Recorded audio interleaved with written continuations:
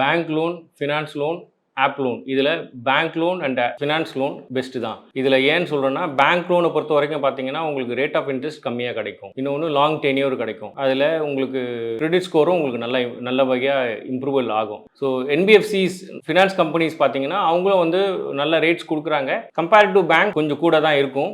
But process wise ரெண்டு பேருமே சேமாக தான் இருப்பாங்க. கிரெடிட் சிவில் ஸ்கோர்லாம் பார்த்து தான் பண்ணுவாங்க. பேங்க் என்பிஎஃப்சிஸில் போகிறது மட்டும்தான் அட்வைசபிள். ஆப் லோனை பொறுத்த வரைக்கும் பார்த்தீங்கன்னா உங்களுடைய சிவில் ஸ்கோரை பாதிக்கும். நாளைக்கு நீங்கள் ஃபியூச்சரில் ஒரு லோன் போகணும் அப்படின்னு நினச்சிங்கன்னா அதுக்கு உங்களுக்கு பாதிப்பு நிறைய எடுக்கும். உதாரணத்துக்கு ஒன்று சொல்லணும்னா, என்னுடைய கஸ்டமர் ஒருத்தர் லோன் அப்ளை பண்ணியிருந்தாரு. பார்த்தா ஆப் லோன் நிறைய எடுத்து வச்சுருந்தாங்க. அந்த லோன் எல்லாத்தையும் க்ளோஸ் பண்ணால் மட்டும்தான் பிறகு லோன் கொடுப்பேன் அப்படின்னு சொல்கிறாங்க. ஆனால் அந்த லோன் க்ளோஸ் பண்ணுறதுக்கு அவர் எவ்வளோ கஷ்டப்பட்டாருன்னு எங்களுக்கு தெரியும். ஆப் லோனுன்னும் போது அவங்க எங்கே ஆஃபீஸ் வச்சுருக்காங்கன்னு கூட நமக்கு தெரியாது.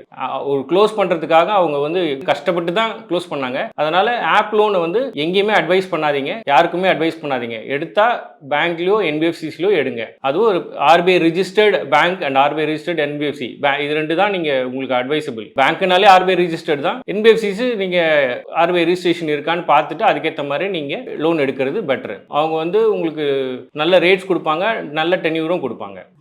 இது மாதிரி நிறைய இன்ஃபர்மேஷன் தெரியணும்னா இந்த சேனலை சப்ஸ்கிரைப் பண்ணிக்கோங்க. டைரெக்டாக பேசணும் அப்படின்னு தோணுச்சுன்னா ஸ்க்ரீனில் தெரியிற நம்பரை கால் பண்ணலாம். நன்றி.